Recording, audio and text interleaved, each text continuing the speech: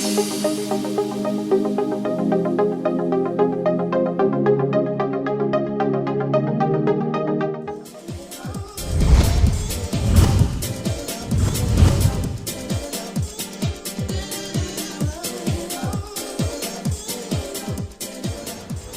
your hand if you want to be successful. All right, very good. My question is this. Do you really want to be successful? I'll ask you this question because it's a very important question. A lot of us wish we were successful. We wish it. We wake up in the morning, we wish we were successful. We see a shooting star, we wish we were successful. We wake up every year, New Year, and we say, wish we were successful. There's a very big difference between wishing and wanting success. Now let me tell you a story. Let me start with a story because I got to tell you this story. It's a very important story. There's a guy called the hip-hop preacher Eric Thomas. If you guys haven't seen this guy, you should hit him up. He tells a very important story about the differentiation between wishing and wanting. Now let me tell you. So that was this young kid, and he was walking down the road one day, and he sees a very successful old man driving a nice Ferrari. All right, two beautiful women on both sides, really what you and I want to be. So he goes up to this old man and he says, "Sir, could you teach me the secret to becoming successful?" This old man looks at this guy and says, "Okay, son, you remind me of me when I was young. I will teach you the secret for success. Come and meet me at the beach at 4 o'clock in the morning." 4 o'clock in the morning. So this young guy is very excited because he's going to get the secret to be successful. He gets up early in the morning, dresses in his best suit, goes to the beach. I see the old guy right there wearing a Speedo trunk and the two beautiful women beside him. Now, he goes up to this little kid and he grabs him on the shoulder and he asks, "Son, do you want to be successful?" And the kid says, "Yes, I want to be successful." Then he says, "Okay, if you want to be successful, come with me into the sea." So this guy goes into the sea and the boy follows him into the sea. And halfway in the sea, the water is up to here. The old man looks at the kid and says, "Son, do you still want to be successful?" And the young guy says, "Yes, sir, I want to be successful, but my pants are getting wet." He says, "Don't worry, because when you become successful, you can buy any number of pants you want. If you want to be successful, come with me deeper into the sea." Okay, good shit. Now, these guys are now in the middle of the sea. I mean, literally in the middle of the sea. Water is now up to here.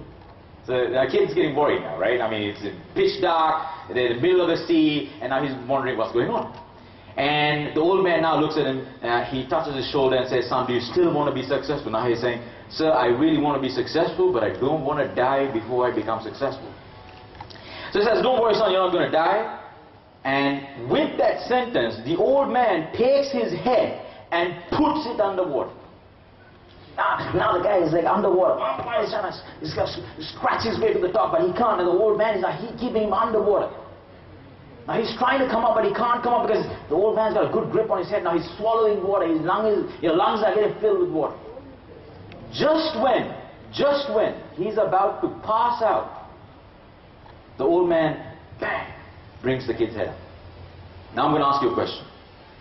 What did you think the young man wanted to do when he was underwater? Can someone tell me? What do you think he wanted to do? What's the word? I heard the word. What's that? Breathe. So he wants to breathe. And the old man says, "Son, when you want success as much as you want to breathe, then you will be successful." When you want success as much as you want to breathe, then you will be successful. Now, a lot of us don't want success like that, right? We don't wake up in the morning and say, "I want success as much as we want to breathe." We don't do that. For some of us, Facebook is more important than success, right? For some of us, the Saturday night party is more important than success. For a lot of us, a lot of other distractions, and here we go, a lot of other fears are more important than wanting to be success. How many of you have had an asthma attack? Asthma attack, raise your hand. Asthma? Okay. If you've ever had an asthma attack, when you're having an asthma attack, what do you want to do? You only want what? What? breathe. You don't care about what's going on outside. You don't care about what's going on TV. You don't care about what's going on outside your world. You just want to breathe. And he said, when you want success as much as you want to breathe, then you will be successful. Now, if you want to be entrepreneurs, you got to stop wishing and start wanting. And that's the number one question you want to ask if you want to jump into the sea. But what keeps us from jumping into the sea? All of us are afraid. Afraid of what? What are we afraid of? What are we afraid of? Fear of failure? How many of you say we're afraid of failure? And all of you guys want to be entrepreneurs, that's why you're here, right? So how many of you are afraid to fail? Raise your hand. Afraid to fail. Give me a hand. Give me a hand. Afraid to fail. Good. Well, let me tell you, you are really not afraid to fail. That's not what's stopping you. That's not what's stopping you. You're afraid to take the responsibility. That's a big difference. You're not afraid to fail. That's not what you're afraid of. You're afraid to take the responsibility. Because you want other people to be responsible for your success. Now believe me, except for a handful of people, which I'm talking about your mom and your dad, nobody else will go out of their way to make you successful. Now let me tell you a small story. Back when I was working, I was a young executive, and there was a very funny incident that happened. So my director, and I, we work in the same department, and he called me in one day and he said, Dananjaya, look, I got a small survey form that I need to fill out. I got this from my university. Would you mind dropping this off at the university? So I didn't go to ask what the survey form was, but I know every year if you've done an MBA or MSc, your university sends you a small form saying, okay, what's your designation, how much you get paid. So this guy puts the letter inside and then seals the envelope, right? And then he says, okay, Dananjaya, go, please drop it off at the university. So I put it in my pocket and I completely forgot about it. So now, Friday night, after about a whole week, I'm at a party, I want to pull out some change to pay for a drink, and suddenly I pull out that envelope. It's gone through the washing machine, it's soaked, and it's pretty gone. So now, obviously I can't go and drop it off at the university, so I decided, let me just open it up a little bit and see, what this whole deal is about. So I open up the envelope and I take it out and I see his name, designation, and how much he earns. I can still remember, after I read that, I left the party, I went home, I took a gold leaf cigarette, went into my dad's liquor cabinet, took out a bottle of scotch, and I think for a whole half an hour, I just meditated. And I asked myself two questions. Number one, obviously, why is he getting paid so much? That was the first question that I'm asking, because we are doing all the work. Number two, I asked, do I want to work to make other people rich? I asked this question. It's a very important question, and for a long time I asked this question. Do I want to dedicate my life to make other people rich? If you're 30 right now, let's say your productive life is somewhere around 60 years. You got roughly about 10,000 days left to live. And from these 10,000 days, you will sleep roughly around probably about 3,000 days. So that gives you somewhere around 7,000 days on this planet. And every day that passes by, you're never going to get it back. So how are you going to spend these 7,000 days? Do you want to dedicate your life with a passion to make other people rich? Or do you want to work to make you rich? What do you guys think? You guys want to work to make other people rich, or do you guys want to work to make you rich? First or second one? First or second one? Second one? Yeah, second one. So what does it take? I'm going to talk to you about three things that are very important if you guys want to be successful in whatever field, whatever industry you guys want to jump into. The first rule that I always talk about is getting into something called this no-option environment. A lot of us, I can remember even when I was starting out on my own, wanted to have this safety net where I keep one leg in a job and then I try out something else on the side. It doesn't work. It doesn't work. Because you got no incentive to commit fully no incentive to commit fully into the job that you're doing. So the first thing that I would like to tell you is, really, jump out of the boat and start swimming. But to do this, you got to figure out whether you have a dream or whether you have a purpose. Now, if I ask you, what's your dream? If I ask you right now, for my good friend Yash is in the front place, if I ask, what's your dream? If I tell you to close your eyes and think about your dream, you would be able to tell me your dream. You'll tell me, Dananjaya, I want to drive a BMW when I'm 50 years old, maybe 30 years old. I want to have a car. I want to travel the world. If you close your eyes, you could envision your dream. But if I ask you what your purpose is, you can't envision a purpose. A purpose cannot be envisioned by nature. You can envision a dream. If you close your eyes right now, you could dream. But you can't dream a purpose. A purpose has to be discovered. And this is a fundamental part of entrepreneurship. If you look at any entrepreneur, he would have gone from dreaming to actually finding a purpose, and those are the most successful entrepreneurs that are there. If you are afraid to jump, it's most probably because you haven't still found out what your purpose in life is. So what you need to do is you need to go home today, you need to think about, okay, I've got my dream, I want to earn $50 million dollars before, okay, that's all good, but really, what is my purpose in life? And when you work with a passion for your purpose, then most of the fears that are limiting you right now will slowly start to fade away. We have this conception about people like Steve Jobs. Now, Steve Jobs inherently was a man driven by a purpose as opposed to a dream. He wanted to revolutionize how we communicate.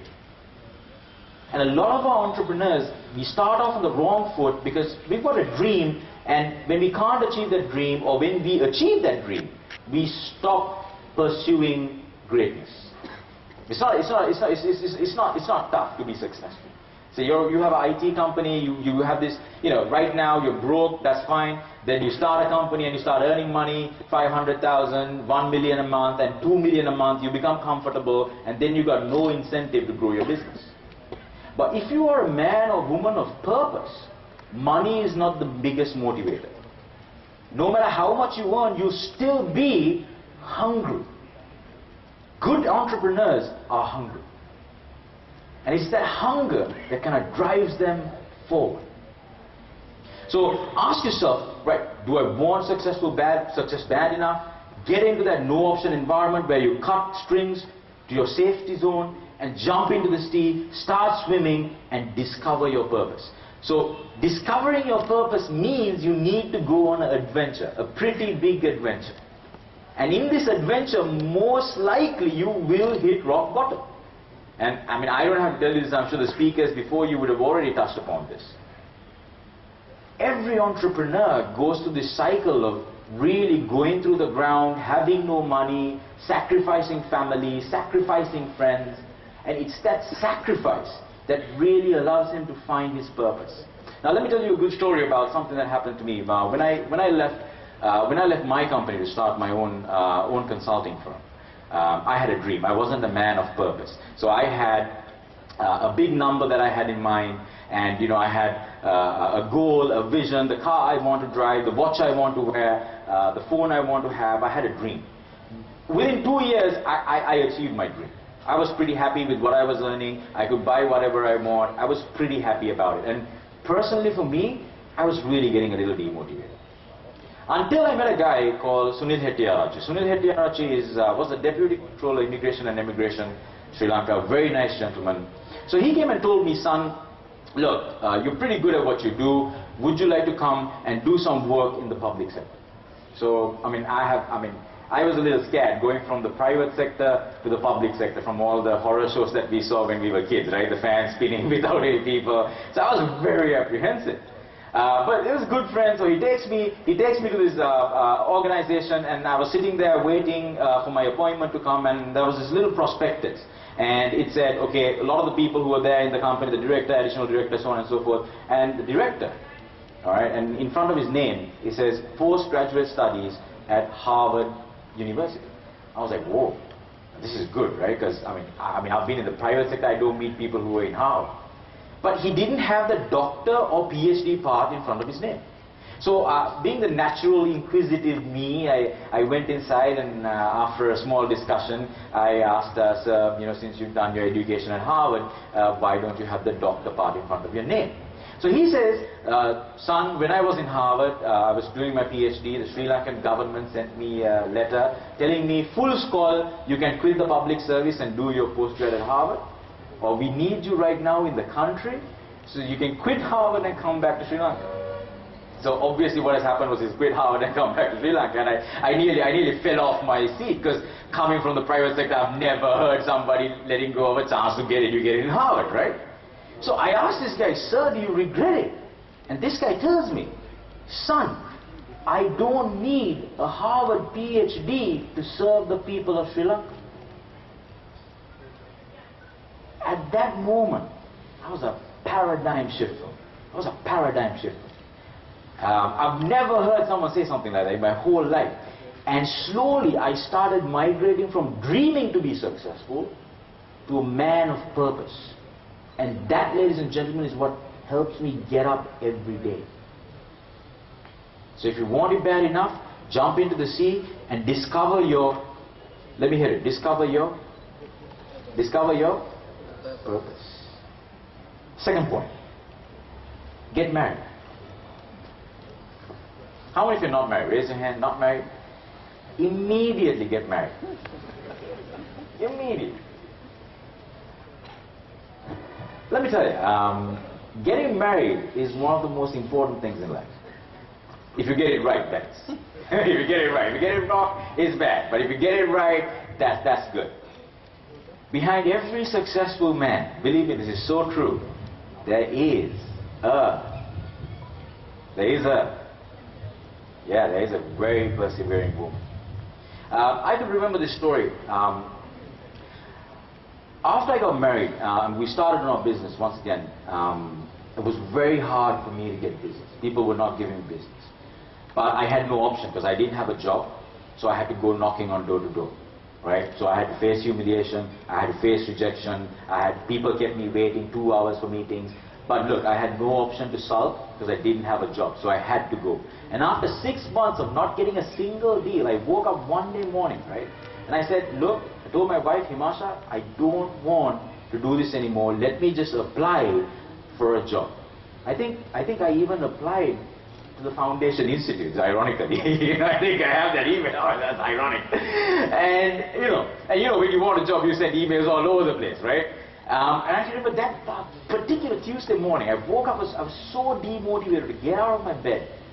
Himasha, my wife, was the one, she patted me on the back and said, Dana, today might be a really good day, just go and check it out. And just for her, I went for this business meeting, and there was a guy, I still remember this, Aviva, a guy called Dimuthu PSN, gem of a man. He looked at me and said, son, you don't have any experience in training, you don't have a name in the industry, but believe me, I see something in you. I'm going to give you 3 training programs for the whole year. That's all I got. 3 training programs, the whole year. And I just left elated. And after 6 months of a dry spell, suddenly here we go, 3 training programs. And believe me, in that whole year, I prepared for 2 months for that single training program. I did like an international training program. That's how my career kicked off. But if it was up to me, I would have given up a long time ago. The journey of success can't be traveled alone. You need a partner. So if you have a sweetheart, get married. And achieve that success together. Having that strong, stable foundation, someone to push you, is really important for entrepreneurs.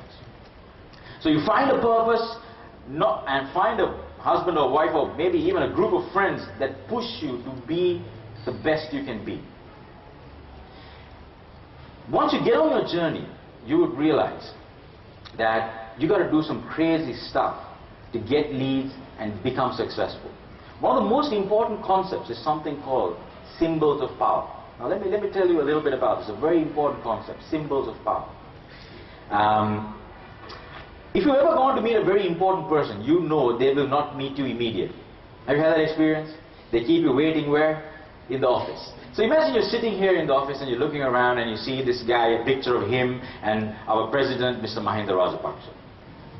Picture of him and Honorable Minister Basil Rajapaksa. Picture of him and Mervyn Silk. Very good. And then on the left-hand side, you see all the certificates that he has won in his life. And on the right-hand side, you see all the trophies that he has won. And then you notice his table. Not like your plastic table in office. This is a real wood table. You actually knock on it to see. And on top of the table, you see a Mont Blanc pen equivalent to your annual salary. And you decide, shall I pocket this or not? Okay, what is happening to your confidence? Is it increasing or decreasing? It's decreasing. So when the guy comes in, you are actually ready to say, yes sir, 3 bags what? When you are an entrepreneur, you got to have the confidence. How do you show the confidence? You got to have your own symbols of power. Now, let me tell you a good story. I'm not a very rich guy. I'm getting there, but halfway in the middle now. I've got only 3 suits. I got 3 suits. I've been invested in 3 good suits. That's very important for Sri Lankans. One of my best suits is a Dolce & Gabbana. And when I go to sell my services to companies, I wear my Dolce & Gabbana suit. Because when I go to the meeting, I know the CEO is not wearing a Dolce & Gabbana suit. What's happening to my confidence? Increasing or decreasing? Yeah, it's increasing. I got 2 good watches, and that's all I got. And one tag I got from Las Vegas. So now, for example, CEO is here, I'm doing my presentation, and while I'm doing my presentation, for the CEO, I'm actually doing this. Balapang what check. Dan! And after the meeting, he comes and asks me, Dan, that's a great watch you're wearing. Boom! I know the business is mine. I'll tell you why. Because no one wants to buy anything from an unsuccessful person. Very important. No one wants to buy anything from an unsuccessful person. Would you do it? Would you buy anything from a... So, you got to show you're successful. So, it's actually when you don't have money, you got to spend on yourself. And Sri Lankans are very weak at this. Even a perfume is a symbol of power. Do you know the rule of buying a perfume, right? If you can read the name, don't buy it.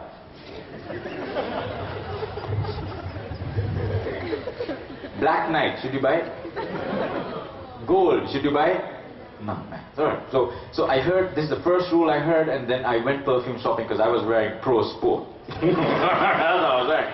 So I went perfume shopping, and now I'm at the perfumery, checking the perfume out. Isimi Yaka. Isma Yake. So Mali, මොකද්ද මේකට කියන්නේ? sir, මේකට කියන්නේ Isimi Yake. So bottle tunakma denna mali. Every year I change my perfume because it's very important for me. So last year I went perfume shopping, amazing. I went to the perfumery and I'm like, okay, Paco Raben. Paco Raben. Mali මොකද්ද මේ කුණුහරුප? නේද බය වෙන්න එපා. ඒ කුණුහරුප නෙවෙයි. This is called Paco Rabanne. Actually තියෙන බෝතල් ඔක්කොම ටික දෙන්න. Actually, I was at a training program just last month, man. I was at an embassy doing a training program, and the ambassador came and asked me, Dan, what's the perfume you're wearing? Paco Rabanne. Immediately hired for the next year. Because no one wants to hire an unsuccessful trainer.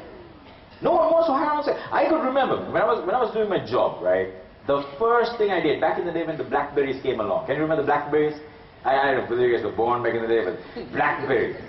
And only the directors got Blackberries. Can you remember that time? Yeah? Yeah. So I could remember, I saved up my 3-month salary and I went and bought a Blackberry myself.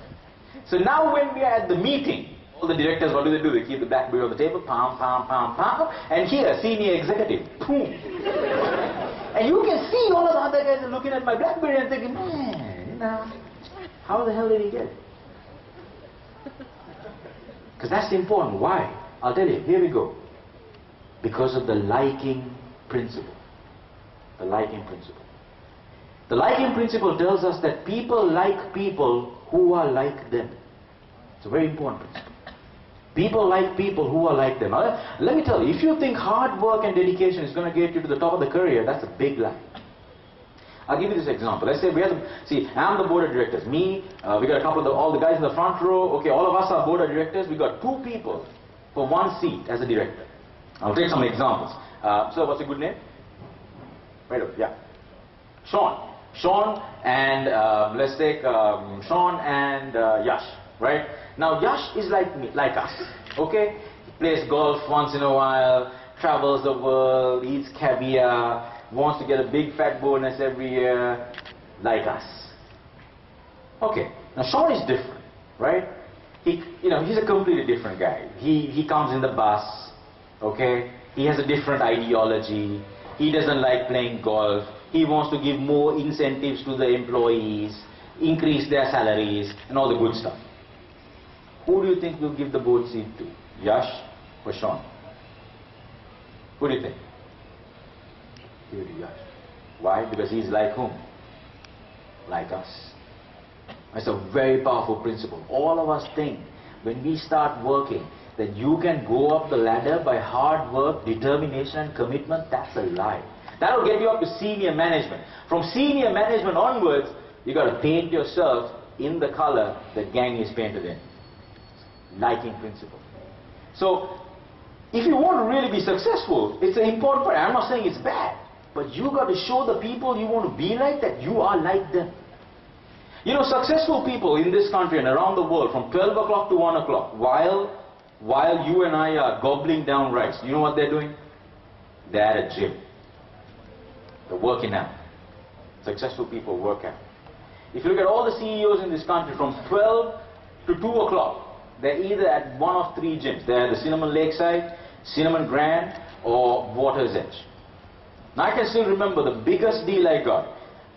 One of my friends told me, look buddy, the CEO is going to the Cinnamon Lakeside gym. I knew he was going from 12 to 2, he was working out. Now I hate the gym. I hate gym, right? But I can remember I bought the membership and I'm now waiting for the guy to come to the gym. So I see him first day on treadmill number 4. He's not running, he's jogging. I hate jogging. I jump onto the next treadmill and I start running. Second day, the guy comes, same treadmill. I wait until he comes, I start running. Third day, I see the guy coming, he's running, I start running again. Now on the third day, he's smiling at me. That's good. Fourth day, he's again, now he's saying, hi man, how are you doing? Ah, that's great. We're making progress right now. Believe me, after a week of jogging together, we hit the sauna together. Alright, so you know how you hit the sauna, right? I mean, skimpy towel, I'm here, he's there, we're both scratching our balls, you know. And I can remember the first deal, you know, the million rupee deal that I put was in the sauna, half naked, scratching balls. I asked myself, why? I said, very simple principle. Very simple principle. You've got to show them that their lifestyle and your lifestyle is one. You see? You're gymming at 12 o'clock, I'm gymming at 12 o'clock. Okay, you're hitting Cinnamon Lakeside, I'm hitting at Cinnamon Lakeside. And that's what we got to do. We got this wrong notion about entrepreneurship, covering ourselves in an office, waiting for someone to call you. Never happens. You got to get out there, jump out there, figure out where your target market is, and hit that place. Just be seen, be heard. And that's when people start noticing. Because people like people who are like, come on, who are like them. Very important. People like people who are like them. So, let me get a quick recap here. You got to want success for? Want or wish success? Want success. Jump into the sea, no option environment. Swim. Bang, get married, find a life partner. Very important. Symbols of power. No one wants to buy anything from an unsuccessful salesman. And then finally, liking principle. Now I'm going to teach you some superb skills right now. Alright? One of the most important skills for an entrepreneur is to make a first impression. Okay? Alright, let's go. Yash, can I have you on stage here? Alright. Here you go. I'm going to teach you how to make a first impression. Very important. Alright. Alright, when you meet someone, let's say right now, here we go, a business partner, right here, you got a business potential, you want to make a first impression. What do you normally do? What do you normally do? You know this guy has business, you got an IT company, maybe a web development company, you know he could give me some business. What do you do? Smile. You smile, very good. And then what? Approach him, handshake, very good. Now I'm going to shake his hand. You tell me whether this is a rapport breaking handshake or rapport building handshake. That's all I want you to do is, buddy, just give me your hand. Alright, just give me your hand. That's all I want, okay? So here we go. My first handshake. Here we go.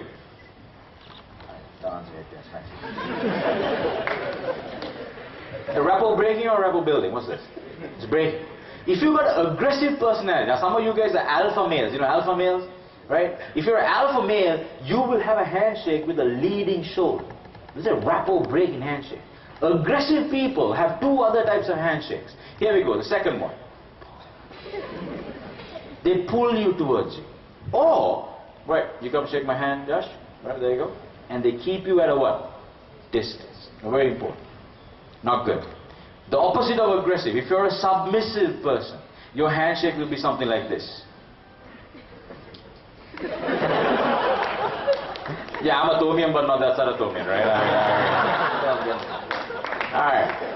I'm going to teach you something called a rapport building handshake. Every entrepreneur needs to know this handshake. It's a very important handshake. Here we go. A good handshake, your hand has to be parallel to the ground. And from your left hand, here we go, you have something called an elbow support. There you go. That's a good handshake. So for example, if I'm an entrepreneur, I want to introduce my business. Good morning, Mr. Yash. Dananjaya, Hettiarachchi. Pleasure to meet you. Elbow support. Number one rule in rapport building. Here we go. The more times you touch someone, the more rapport you build.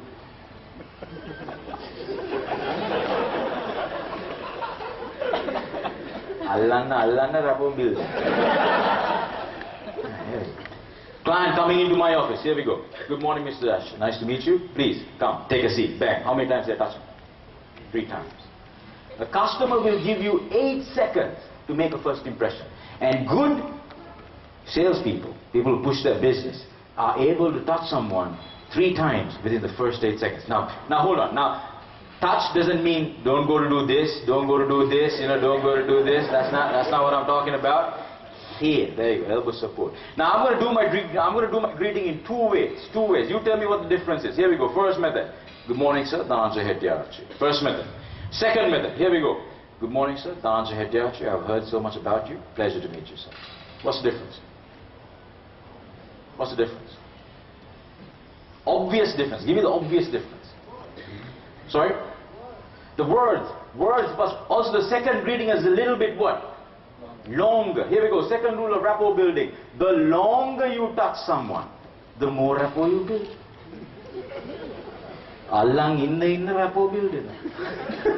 Okay, now this is not me saying it, it's the communication psychologists who are saying it. So instead of a very short greeting, if you want to push your business, you want to make that first impression, here we go with a bang. Good morning, sir. Pleasure to meet you. And give the person a compliment. You're wearing a very nice shirt today. I've heard so much about you. Pleasure to meet you. Bam! Hold the hand. Hold the hand. So if you want to do this properly, you got to train your tongue. So every day when I go to sell my products to prospective clients, I got a small black book of greetings. And outside the meeting, I'm actually practicing my greetings. Good morning, sir. Pleasure to meet you. Good morning, sir. I've heard so much about you. Because if you don't program it into your muscle memory, this is what's going to happen. Good morning, sir. And you suddenly get blocked and that's not coming out.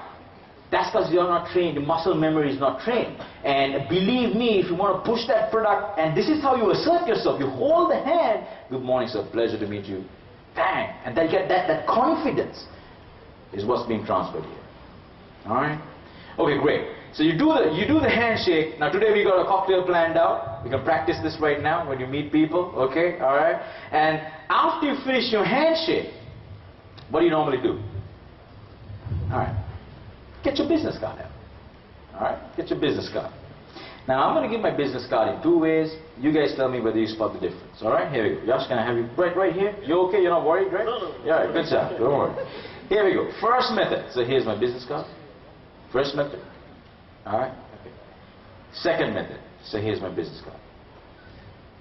You see the difference? Obviously you can't. It's too dark. I'll just tell you. Second time I give the card. Here you go. Underneath the card, my finger is touching his finger.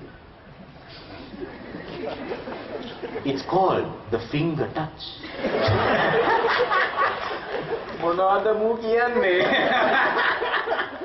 Alright, let me tell you, I learned this from a master salesman in Singapore. He told me that if you're in entrepreneurship, if you're selling your business, you made a successful CEO, on average, he will get about 50 cards. 50 cards. But here, when you give your card and when you anchor your card with a small touch, this person will never forget your face. Will never forget your face. It's called subconscious anchoring. Now remember, just because you missed the touch doesn't mean you have to go underneath and then, my God, sir, okay, get that right there. Don't do that. You hold the card about, a couple of centimeters below, and then you hand it over. There you go, bang. That's it. That's it. So here we go. How you make a great impression. Next time when you meet your client, here you go. Good morning, sir. Pleasure to meet you. Dananjaya, Hettiarachchi. I've heard so much about you from my boss. So here's my business card. Bang. 1, 2, 3 touch points. Confident greeting, assertion. Man, now this guy, when he sits down, he knows I'm a credible guy. Credible guy. Alright? So don't do the traditional, now we've got to move out of the traditional Sri Lankan greeting, right? This is like, that's not going to get you anywhere. So you sit down and then what do? You sit down and then what do you do? Thanks, Yash. Let's give Yash a round of applause. That made him extremely uncomfortable. Thank you very much. Alright, there we go. When you sit down now, what do you do? When you sit down, what do? You got to have a conversation.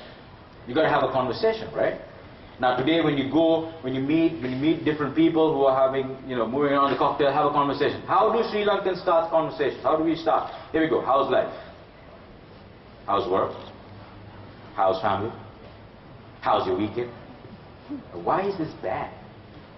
Why is this bad? Because when you ask a question like, how is life? You're reminding him of how bad his life is.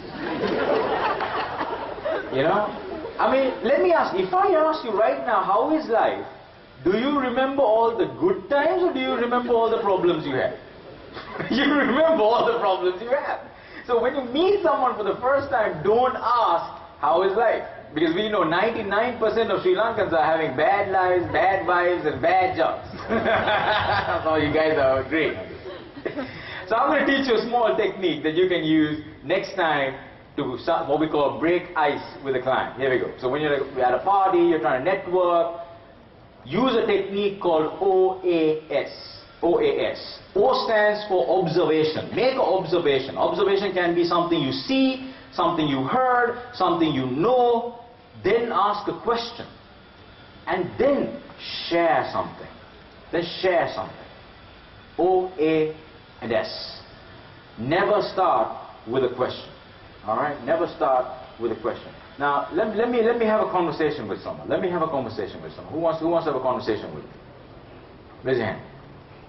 Conversation. You just have a talk, right? Sean, you okay? Alright, good. So here we go. Our comment officer, I see Sean's laptop. Sir, that's a very nice laptop you have. Now that's my what? Observation. Sean, you answer it, tell me you got it from Singapore. Very good, sir. Sir, do you often travel to Singapore? Now that, bang. Now that's my what? What is that?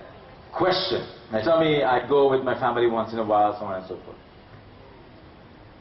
Very good. So actually last year I was in Singapore. I had this amazing opportunity to go and see that lovely casino they've built there. It's an amazing place. Now what am I doing? What am I doing now? Sharing. I'm sharing my experience. Make an observation, ask a question, share. And that's how you have a proper conversation. Okay? So, otherwise what's going to happen is, the typical conversation, right? So how is work going? Work is good, buddy. So how is the family life? Oh, it's okay, it's good. It's dull. It's dull. So you get used to this technique. Make an observation, ask a question, and share. And you practice this. Practice this. Alright? Okay, let me tell you one more skill before we go. One more skill. Listening. Now a lot of us think we know how to listen, right? Okay, I'm going to teach you 3 types of listening that are very important. Alright, 3 types of listening. Alright, I need another volunteer. Alright, madam, can we have you on stage? Yep, very good. Alright, let's give a round of applause. Yep, alright. Okay, do you have a FM mic by any chance? Can someone give me an FM mic? Yeah, lovely lady. All right, here you go. Here we go. All right, here you go, man. All right, all I want to know. So I'm the one who's trying to sell my business. Okay. So I'm a trainer, and you're like the HR manager of a company. All right, now you tell me your requirement. You say I've got a sales force. They need to learn how to communicate, Dananjaya. So I need a really good program that covers rapport building. Okay. All right, that's what you got to tell me. Now I'll show you how the traditional method of listening works. Okay, here we go. Hi Dananjaya, I actually have a sales force and I need you to train them on their rapport building and so on and so forth. And I need someone who can do it really well because we got to increase sales and so on. Can you do it? Got it. That's what we do, right? Shake our heads, make some funny noises. Now I'm going to teach you something different. I'm going to teach you 3 types of listening. First, I'm going to teach you something called reflective listening. All right, reflective listening. Here we go. Madam, you'll have to repeat this a few times, right? So don't worry about it. Now, say the same thing once again. Dananjaya, I have a sales force. Sales force. Yes, I need you to build their rapport building, train them in that area so I can increase the sales that we actually have right now. Increase the sales. Yes. What am I doing now? What am I doing? I'm repeating key words back to my customer while she's telling me the requirement. So that's called what? Reflective listening. Now remember, reflective listening means don't go do this, don't go say, training, sales, yeah, don't go to shout, undertone. So reflective listening. Now I'm going to do a second type of listening called paraphrase listening. Paraphrase listening. Here we go. Reflecting and paraphrasing. Madam, same problem. Here we go. Dananjaya, I got a sales force where I need you to train them on how to build rapport with our customers so we can increase sales. So madam, your key requirement is you want to help them build a great first impression. Yes. Saw that? What did I just do? I paraphrased. I took the client's requirement and from my own words I asked her, is this it? That is called what? Paraphrase. Now don't go to repeat this thing. Don't go say, I got a sales part, don't go to repeat it. Paraphrase. Paraphrase means you got to say it in your own words. Say it in your own words. Now I'm going to reflect, I'm going to paraphrase, now I'm going to do something called sharing. Sharing. Here we go. Right, madam, same problem. One last time. Here we go. Dananjaya, I got a sales force that I need you to train them in the area of how they can build rapports with our customers so we can increase sales. So madam, your key requirement right now is you want your staff to make a great first impression so they can build the relationship. Yes. Excellent choice, madam, because that is a competency that a lot of companies are looking for right now, and I think you've identified that spot on. Now what am I doing? Share.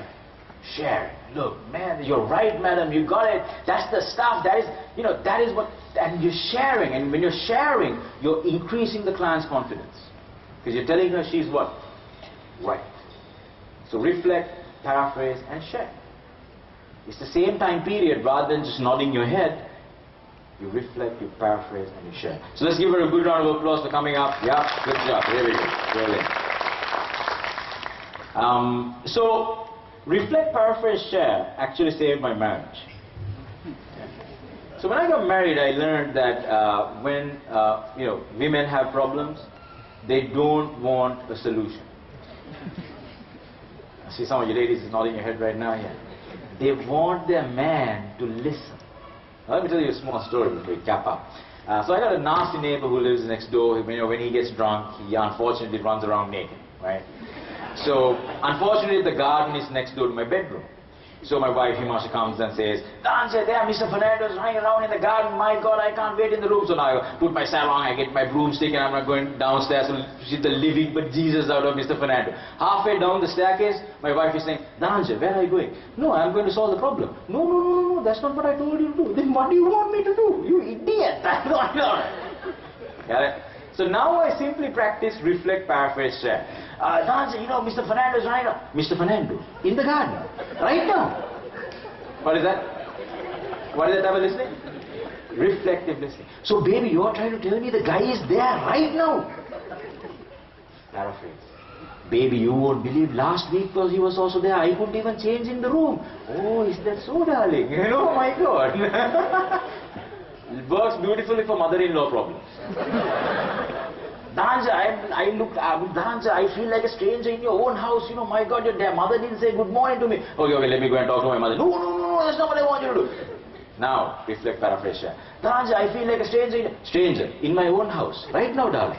So, baby, you're trying to tell me you don't feel appreciated in this place. Oh, baby, you won't believe, being my mother's own son, I feel neglected.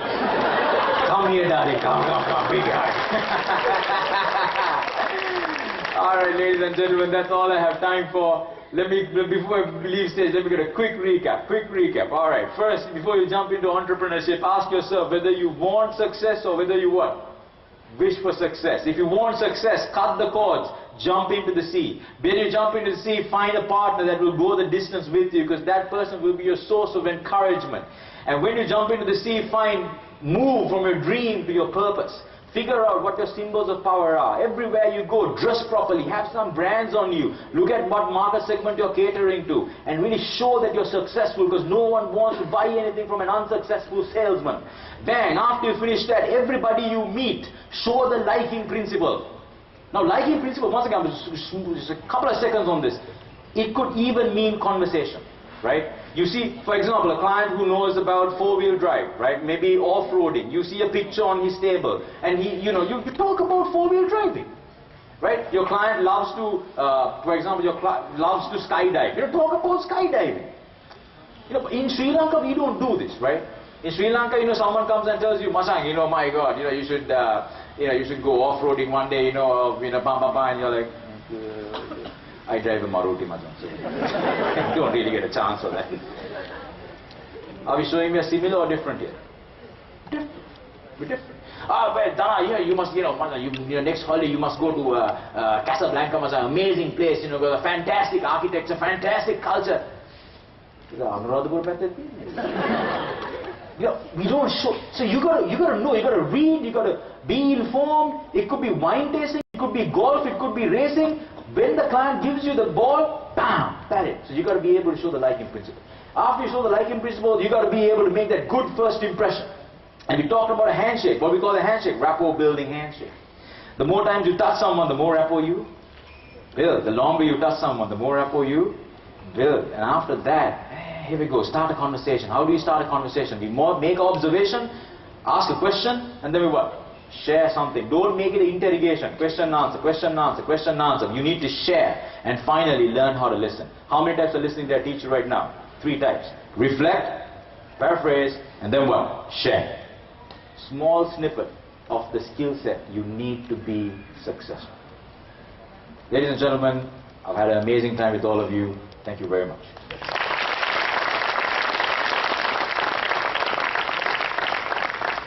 Thank you, Dananjaya, for that awesome speech. Let's put our hands once more for Dananjaya. All right, ladies and gentlemen, how are you feeling today? Wonderful. Thank you very much, sir. So, for those of you who were here in the past 5 days, it has been quite a journey for us, from motivation to learning how to manage your finance, operations, marketing, law. And now it's time to give you a little break here. For those of you who are here over the past 4 days, you would know why I am here. Some of you might even cringe at the mere fact that I'm standing up here, because I get you to do crazy things. But today is not a time for you all to do anything, but for you all to enjoy yourselves. And I would like to ask you to please put your hands together and welcome Gehan, who is going to entertain you.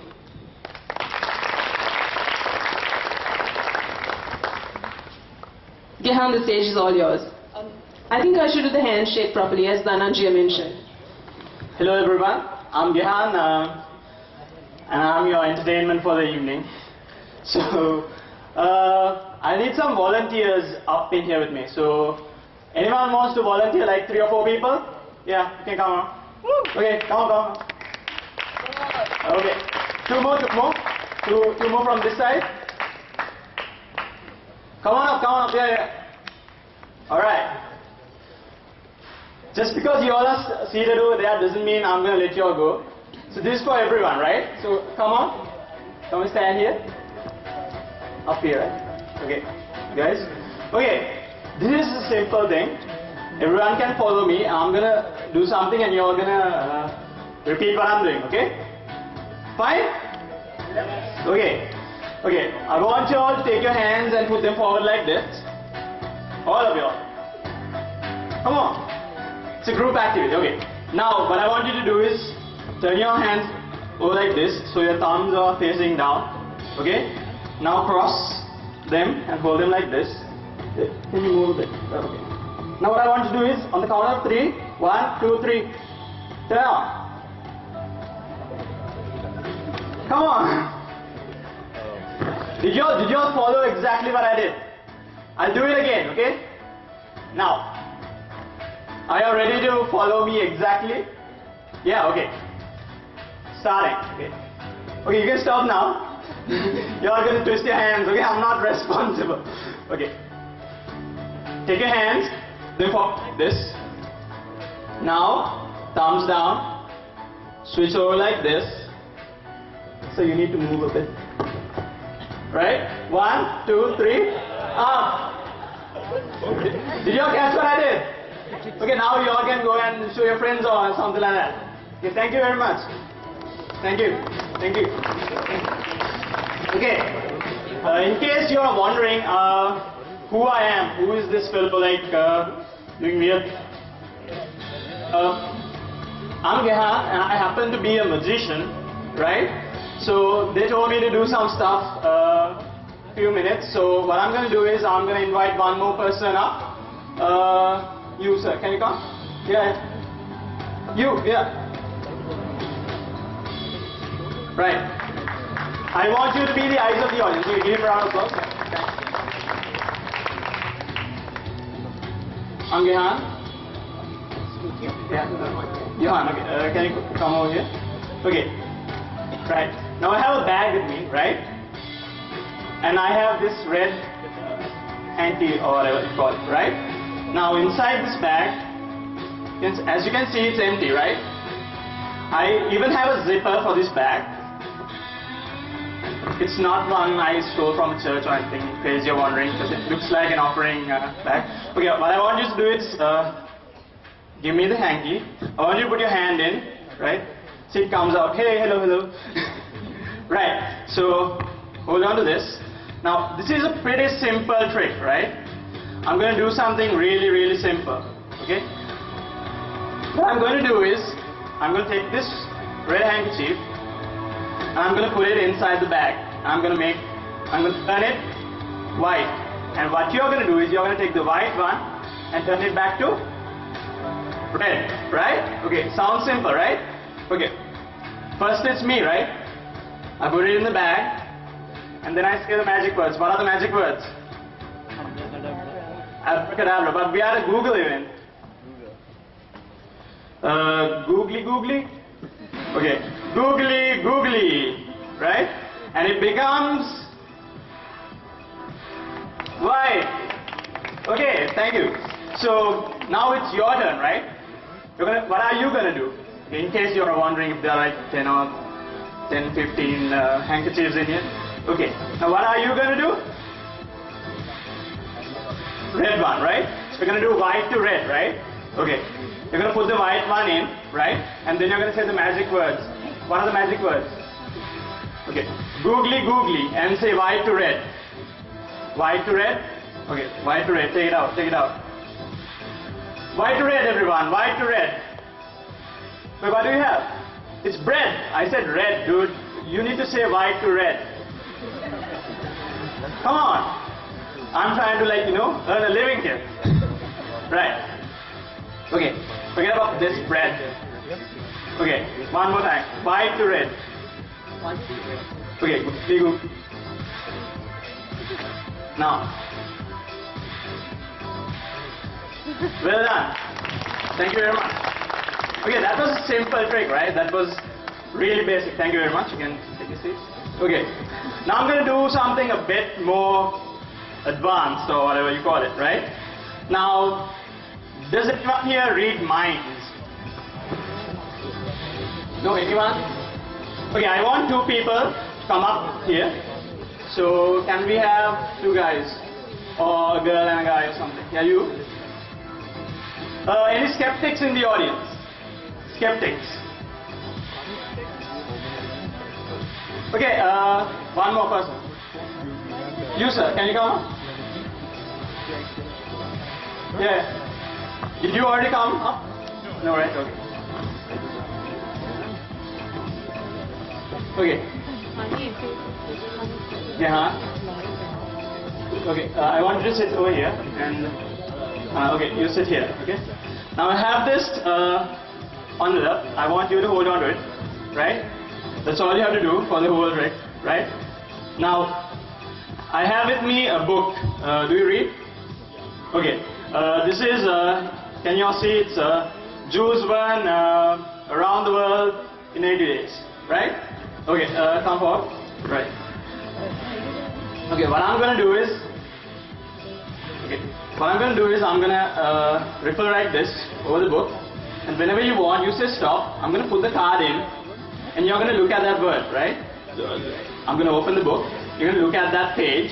Remember the page and the first word. Sounds like you can do it? Okay. So say stop whenever you want. Right here. Okay. Hold on.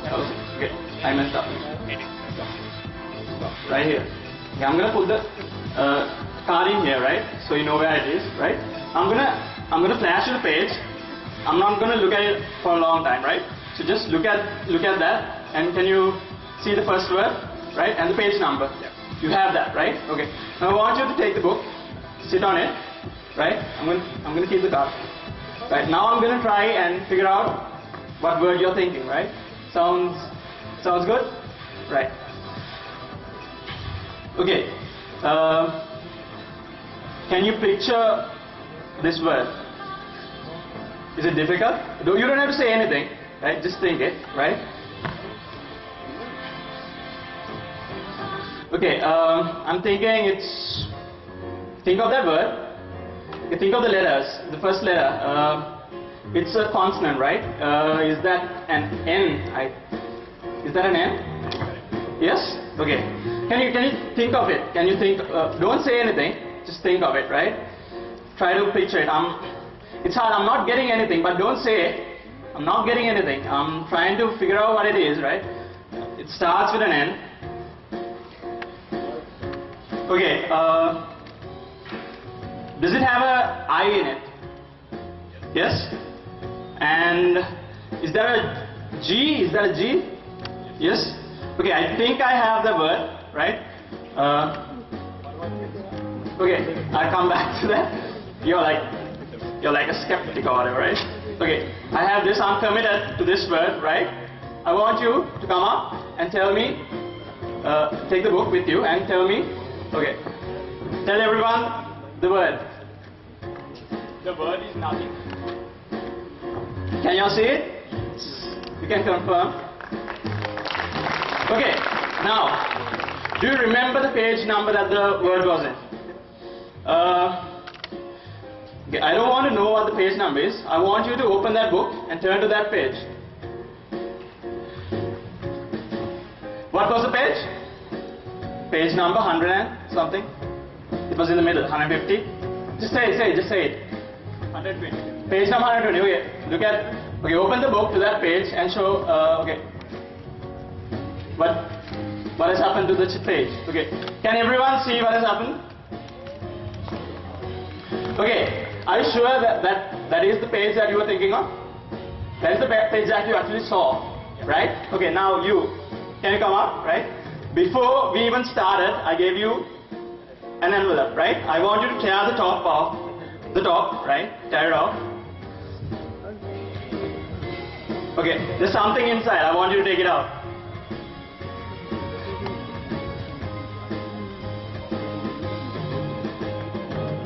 Okay, can you tell everyone what that is? 820. Okay, can you see if it is actually from that book? Yeah, on that side, right? Is it? Yeah. Okay. If anyone wants to check it out, he has it. Right? Thank you very much. Okay. Thank you. Okay. No, I'll collect it from you later. Okay. Now, Who likes to learn a magic trick? Actually learn one. Anyone? Okay.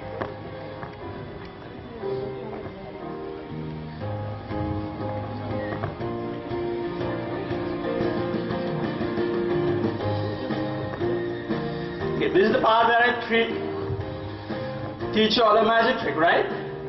Who likes magic? Anyone? Okay, you guys like magic. So you all like to learn one that you can go and do at home maybe. Right. So this is, I'll first perform it like, you know, a magician will, and you can go and do what I'm doing, right? So this is a performance, right? I have with me a green handkerchief, right? What I'm going to do is, I'm going to take this handkerchief and I'm going to push it into my fist like this, right? And now I'm going to say the magic words. What are the magic words again? Googly googly, right? And it becomes an egg. And the handkerchief goes into the pocket. It's like you all see this every day. Come on. Okay. Now, who would like to know how it's done? Yeah? Okay, a few of you all, right? So I'm going to teach you all how to do it, right? You all might be saying, hey, this dude's a magician. He knows this stuff. How can we do it? It's pretty simple, right? It's simple if you know how it's done, right? How it's done is, it's just a fake egg, right?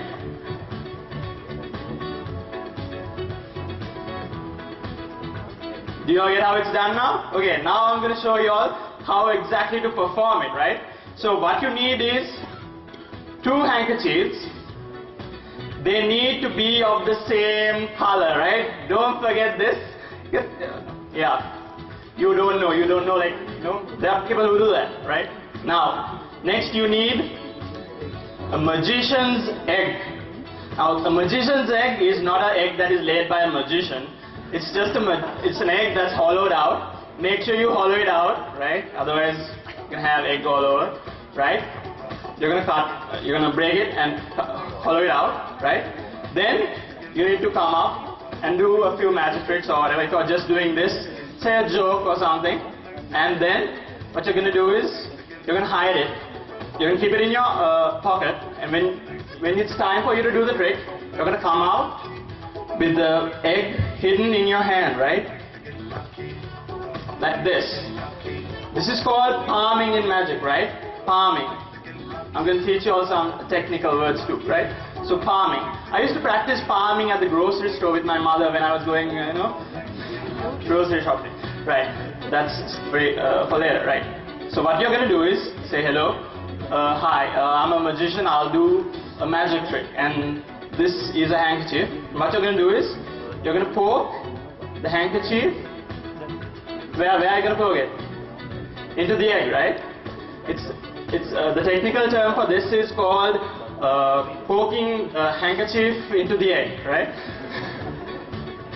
Right, now, next you're gonna need the magic words. They don't do anything, right? Magic words. You're just gonna say, googly, googly, googly, and you're gonna say, hey, I have an egg. And then you're gonna go into your pocket and take the handkerchief out, because it has gone from the, because it has to go, like, you can't just take it out, right? Now, things to remember, never ever ever ever do this trick if there's an audience at the back, right? Because they are going to see the silk like coming out of it, right? So don't do that, right? These are some tips I'm going to just give randomly, right? Next, if someone happens to see the piece of handkerchief that's sticking out, you need to do this, right? You're going to take your fingers like this and peel the handkerchief off, and then you're going to take glass and break the egg open and bow to an applause. Thank you very much. That's all from me, guys. Hope you all have a great evening. Thank you. Thank you, Gihan, for that show. Next up, we have all our previous speakers here today as well. So they'll take the stage and the floor will be open for any questions about your entrepreneurship, your startups. We'll be covering all the topics again. And so we kind of color-coded our speakers and our industry experts. They'll be pretty much talking on red is entrepreneurship, orange is legality, green is funding, investments, yellow on business operations, and purple on how to get investments, so on and so forth. So can I call up our experts for the day?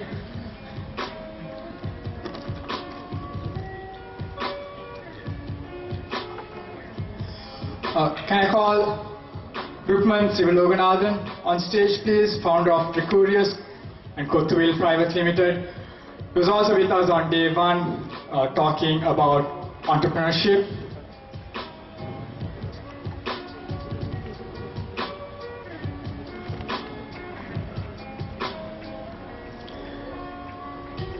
Thank you, Rukman. And can we have Dulit Herat, founder and CEO of Kapruka.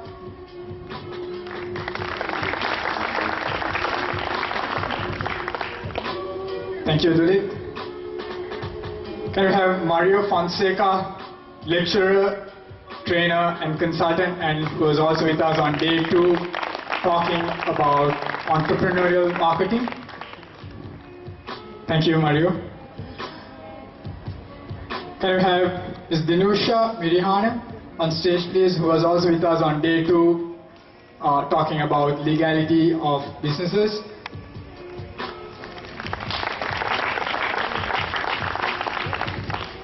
Thank you, Dinusha.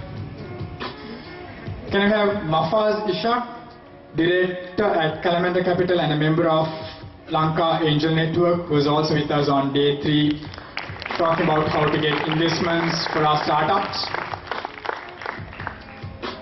Thank you, Mafaz.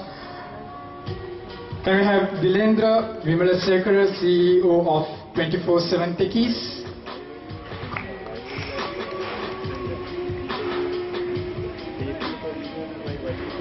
Dilendra was in. All right. And can we have Dinesh from 24/7 Techies?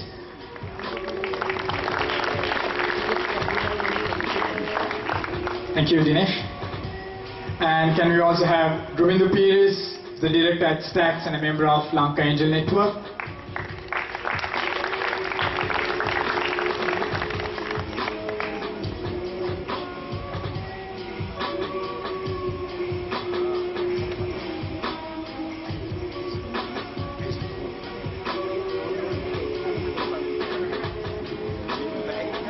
Thank you, Govindu. Guys, so floor is yours. Raise whatever questions you have about entrepreneurship, anything about marketing, legality, investments. So of course, we've been color coded, but am I too close to the speaker? No. Good. But obviously they are not restricted to those colors, so they can take on any other questions if they are willing to. So, sure. Can I ask the question? We can start it, I guess. Given that I wasn't in the panel, I'm sorry, I missed the whole fun of this, and first of all, great job, amazingly done. Just maybe to the audience, how many of you guys, after having heard all of this and having spent the last few days, are seriously considering starting your own company?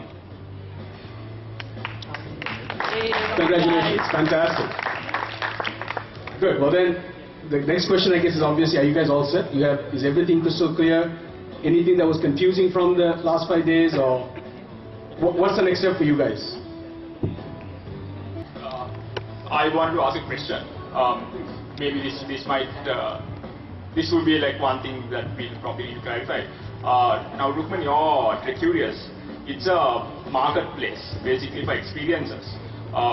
Now, there's obviously a chicken and egg situation when you're trying to grow a marketplace from infancy. Let's, for example, the reason for Arugambe Surfing School to come and list an experience through you is because you are getting visitors to your site.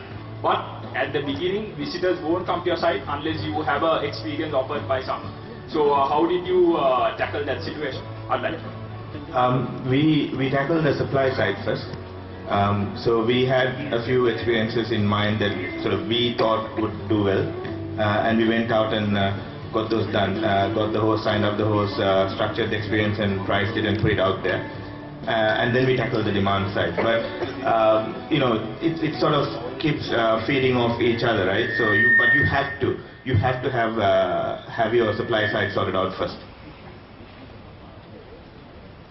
Sorry, was that clear, or do you? Yeah, that was right. So basically, I take it that you went to people and got them to put their experience on the site before you had any traffic.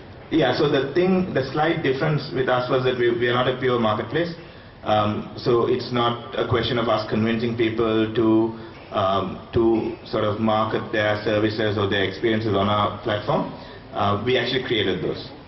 So that's how we tackled it. So we're not a pure marketplace. So a pure marketplace would have slightly different issues where they've got to convince suppliers, the suppliers of their credibility and how everything works, and before convincing them to come on board. We tackled it slightly differently. We created those experiences. So it was slightly different. But yeah, to answer your question, you got to tackle the supply side first. Yeah, I don't know whether this is for blue or orange.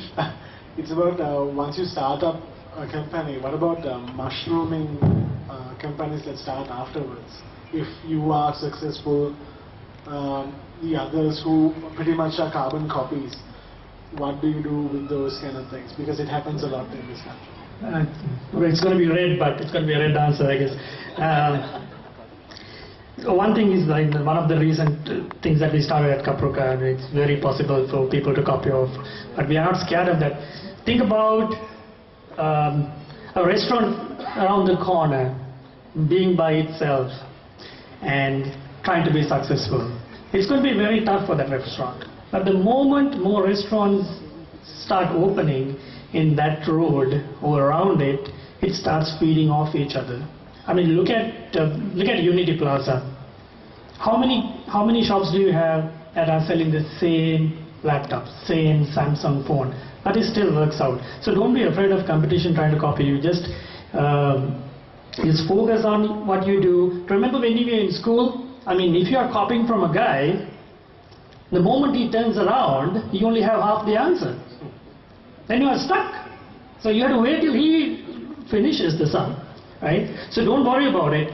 They will be too busy copying you, but you need to keep innovating. I mean, that's how great companies like Oracle, Sun, Apple are all successful.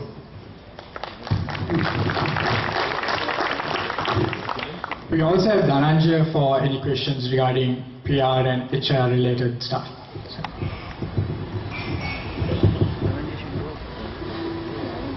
This is from Dilip again. My question is, if we start a company with a small budget of initial investment, so how do you tackle big players? Because when you start a Kapruka, there may be big players who want to start the same business. But with money and resources, they can put you down with advertising and with their network or with the additional resources. So how do you tackle those kind of barriers? What was your plan? So that's a great question for any entrepreneur. Your main question is you are a small fish in a big pond, and then the moment you come up with a creative concept, you are worried that somebody more powerful will run with your idea. Right? That's your question. So believe me, what $100 can do now today on Facebook advertising, 2-3 years ago, you couldn't have done it $10,000. So the flow is really getting flattened now. So with very minimal funds, you can make a big bang if your idea is pretty strong. So don't really not start thinking that somebody is going to be copying your idea and just anyway going to run with you, lose it. Just stay focused on, and if you really believe in your idea, I think even with the minimal fund you can just get started. The question would be like, let's say I start an online business on a sales driven kind of thing. How do you first get people to visit your site? Right. And increase the sales of it and create the footsteps on your site? Right. I think platforms like Google AdWords gives you that opportunity. It's more intent driven. Like at the point when someone needs something, you're there. When they do the search, you've been found.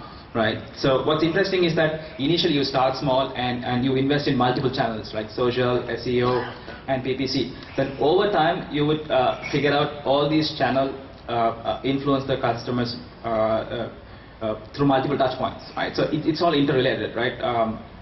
So just to answer your question, the key is to understand the buying cycle, so that you get someone on your site today. When do they buy? Do they buy today, or do they buy in a week's time, or in a month's time? So once you start plotting that, then you would know if you get X amount of traffic, you could convert so much of sales. Now then you need to go back and look at the channels that are out there, and you need to start figuring out how much traffic can these channels drive, and you work back. Does it answer your... Yeah. How can I get an appointment with the Lankan Angel Network? It's very simple. You email info@lankanangelnetwork.com, and first of all, I'll meet you right after this. But it's an online. You just search for Sri Lankan Angel Network. You'll get to the website. It's an online process, right? So what we've done is it's pretty much you self-apply. It asks you some questions about what your idea is. You update it. You update what you want, and every month the team meets up. And so pretty much within 30 days you'll get a chance to pitch your idea. So it's pretty simple. But otherwise, if you have any questions, you can also email to info@lankanangelnetwork.com. So the other day there was a speaker talking about overtrading. Overtrading. So I would like to know, so if I feel that my business is overtrading, should I concentrate on scaling the business up to cope up with the overtrading, or should I shrink my business? Each situation is very different. I'm dealing with overtrading in several different businesses at the moment.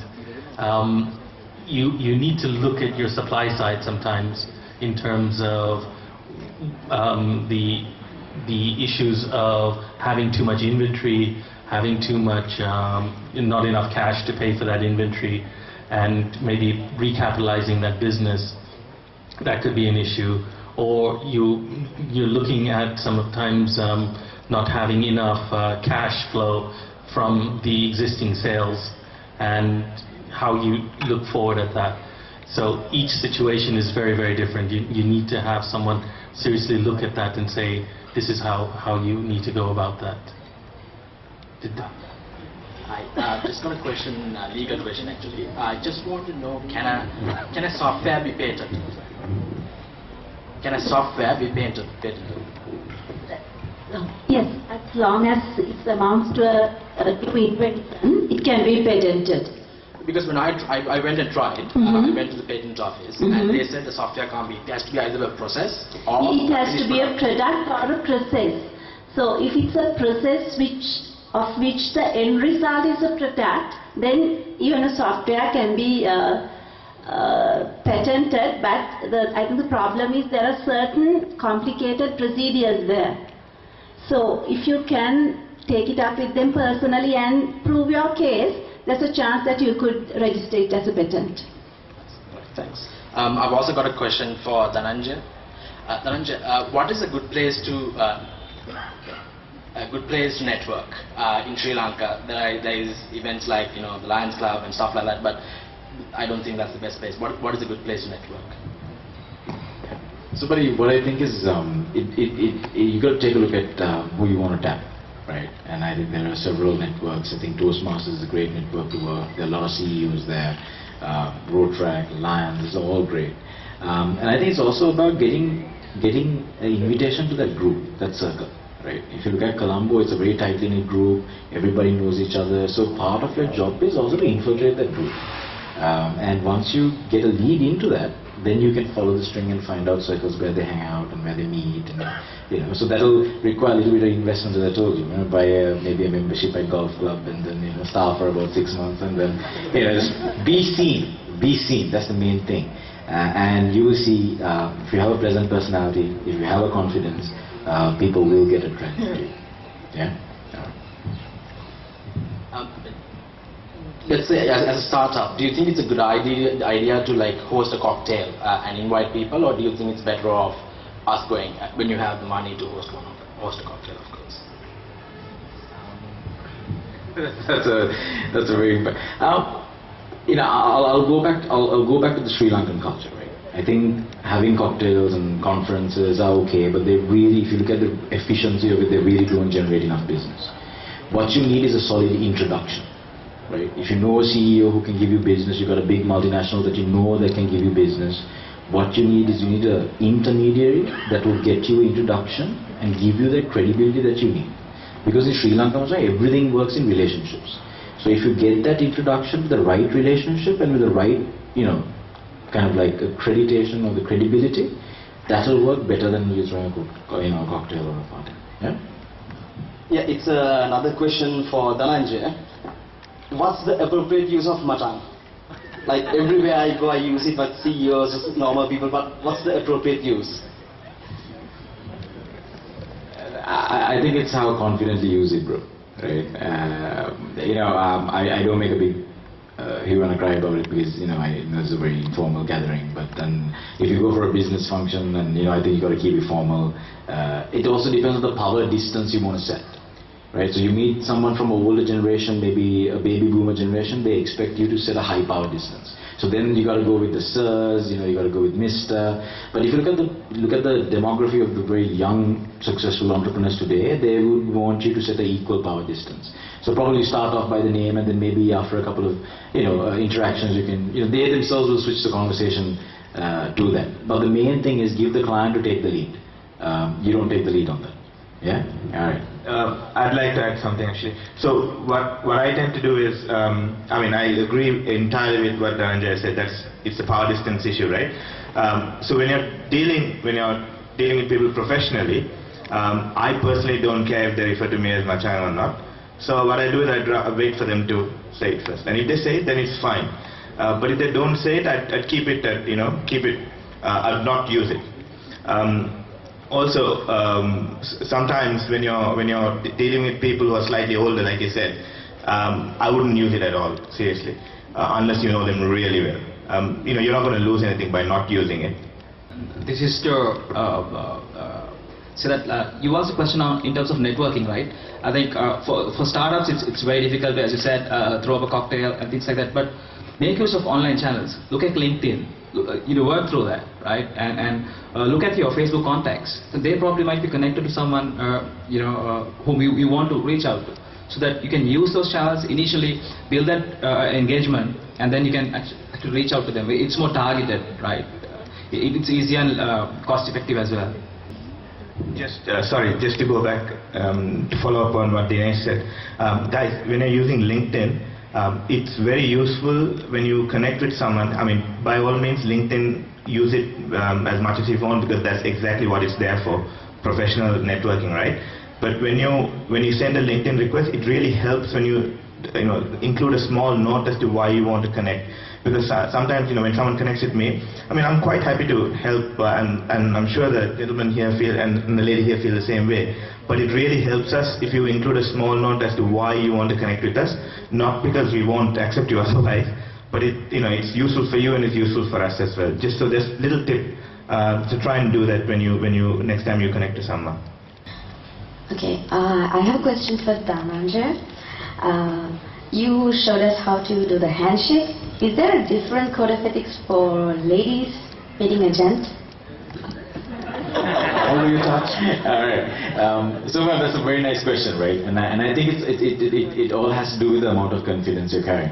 I've seen a lot of powerful women use the rapport building handshake. They have no hesitation going for it. Hillary Clinton, I've seen Otara doing it once or twice. It really depends on how confident you are. That being said, we now know that if women who are in business have a firm handshake, a really firm one, like really shocking one, men will take you more seriously.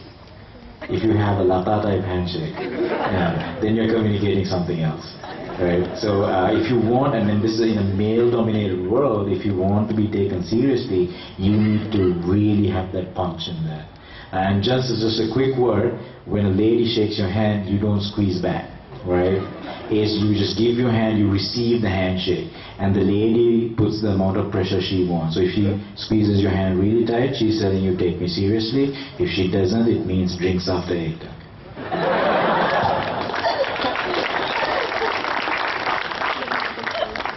Just a small addition. How about a lady meeting another lady? Is there any difference? Or? This is about the finance. Say if you're like a startup business, and how do you decide how much to save and how much to reinvest, like percentage-wise? Reinvest everything. If you're a startup, I'm hoping that you're in it for the capital gain, not for the dividends. It's really a matter of not thinking about the short term and thinking about the long term. I would just like to add something to that. I would actually totally agree with what he said. In the initial period, I mean from 1 to 3 years, if you can stretch it up to as long as 3 years, don't take anything out. It's a small child. You want to feed it, you want to build it. You don't want to be taking while it's still a child. So that's why you need to have some other source of income, what I call the fallback, which will not drain your business. One thing to add though, I think definitely reinvest, but do manage your cash flow. What I've found is a lot of companies that I've come across really don't manage the cash flow and the liquidity enough that they get stuck. So, and I'm sure you guys probably covered that in your finance section, but just from my experience that I've worked a bit with some of the startups and people who are trying to do companies, they really don't have a good budget planned out. And very quickly they get into situations where they need to kind of go into ODs, which become very expensive in this country. And that's one of the biggest hindrances. I think the cost of capital is very large, that if you don't balance your cash flow well, you run into issues very fast. So just that's one point of caution, I think, to take on. I also want to kind of share just an observation that I've had working with a lot of startups and people who have ideas, people who come and pitch at Lankan Angel Network. Guys, the value of really understanding what are you solving. Either you're solving a problem or you're creating a need. It's one of those two things. And you've got to be extremely crisp and your ability to articulate that in a very powerful manner. Across the board, that's one thing that I've noticed in Sri Lanka is that if I was to rank where we really lack is that ability. And we don't spend enough time, I mean, multiple instances, whether it be Sri Lanka Tourism 2.0, a whole bunch of stuff that have been involved. Some of the companies that have actually been existing for a long time, in fact. When you ask them, what are you solving for? The ability to answer that in under a minute is very poor. But, and I think coming back to Dananjaya's point, you get 8 seconds to make that first impression in your interaction, but when you're trying to make a pitch, for all of us, in the first 2 minutes, if you haven't made your point, it's diminishing. So the first few words that you come out has to be very powerful, has to be very thought through.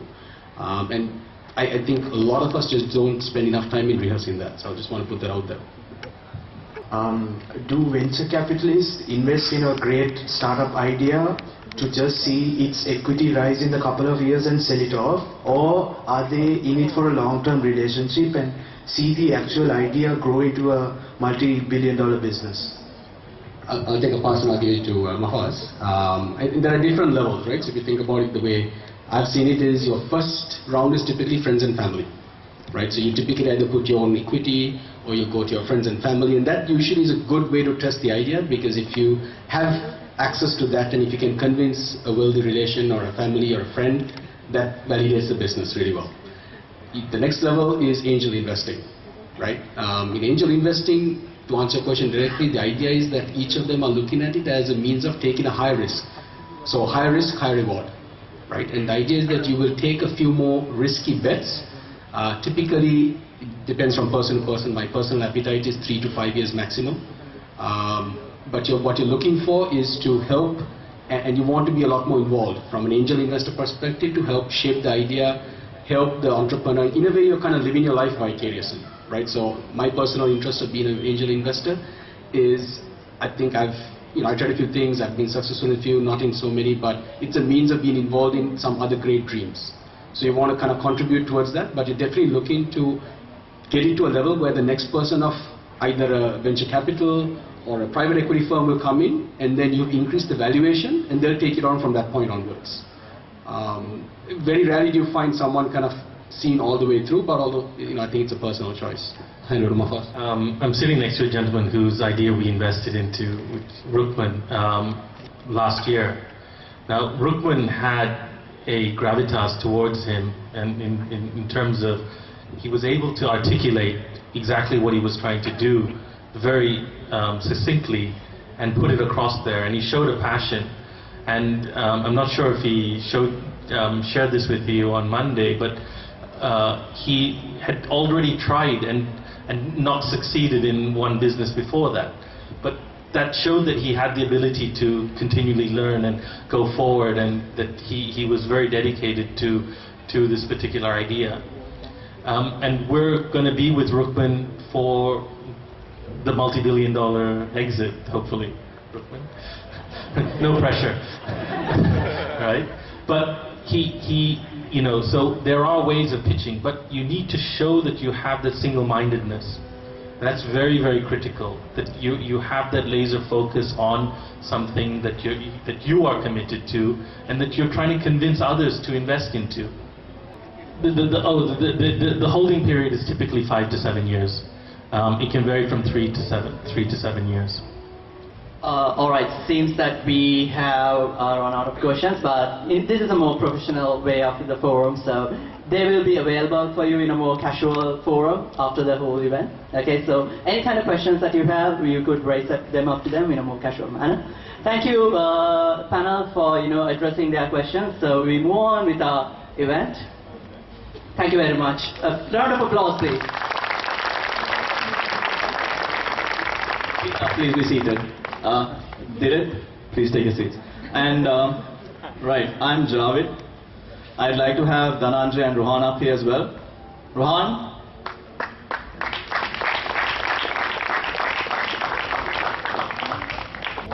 Okay, I'll tell you how we got here.